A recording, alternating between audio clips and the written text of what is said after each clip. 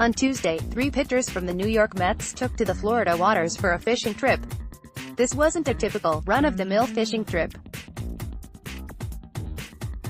The Mets pitchers were in search of some big game as their experience was recorded for the online fishing show, Blacktiff. Soon after, pictures began to make their way onto social media. Mets flamethrower, Noah Syndergaard, stole the show as his post showcased the might of his persona, Thor. The massive grouper shown did not stand a chance when wrestling with the god of thunder. Syndergaard's caption later caught my eye. "Catch fish, not feelings. Was this simply an update on the righty's dating life, or did Syndergaard have a deeper meaning in mind? In reality, it's likely that the righty simply couldn't resist the opportunity for a good pun, but we can relate this harmless caption to another recent comment. Could Syndergaard's caption depict his level of interest in signing a long-term commitment?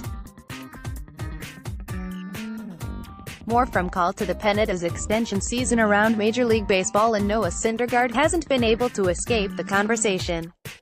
The Yankees and Phillies recently reached team-friendly agreements with Luis Severino and Aaron Nola, as their extensions will buy out their remaining years of arbitration eligibility.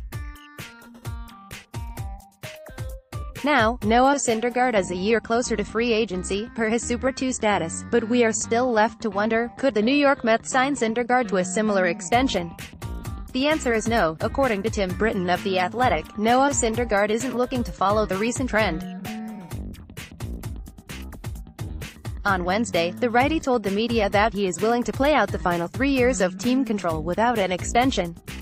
Syndergaard has his eyes set on testing the waters of free agency after 2021. "I trust my ability and the talent that I have. So I feel like I'm going to bet on myself in free agency and not do what they did," Syndergaard said, via Yahoo Sports. "But if it's fair for both sides and they approach me on it, then maybe we can talk." Syndergaard's comments display his confident attitude and an unwillingness to be tied down. My connection to the fishing caption. This tactic is certainly understandable, but it comes at a risk. By betting on himself, Syndergaard can take full advantage of the arbitration system, receiving the compensation that he is owed. Aaron Nola and Luis Severino will average around $10 minus $11 million per season throughout the term of their deals. One could argue that their compensation is far below market value.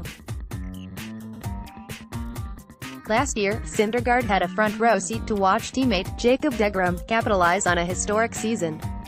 deGrom received a sizable raise, as his salary increased from $7.4 million in 2018 to $17 million in 2019. A strong season from Syndergaard could result in his own sizable raise. It is reasonable to assume that a strong season could have Syndergaard earning $12 minus $13 million in 2020.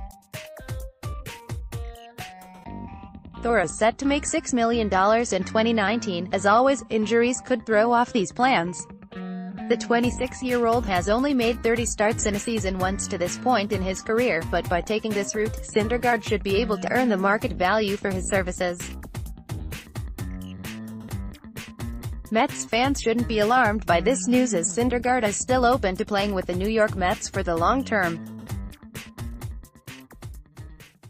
In the end, he is only saying that he is not interested in allowing the Mets to buy out the remaining years of his arbitration eligibility, unless he is happy with the terms of the contract. Next, grading BBW's busy offseason. Want your voice heard? Join the Call to the Pen team. Write for us. Will this pay off in the end? We will have to wait and see, but I like that Syndergaard is attempting to maximize his value. I just hope that the New York Mets will extend their flamethrower, as Syndergaard seems inevitably destined to reach free agency after 2021.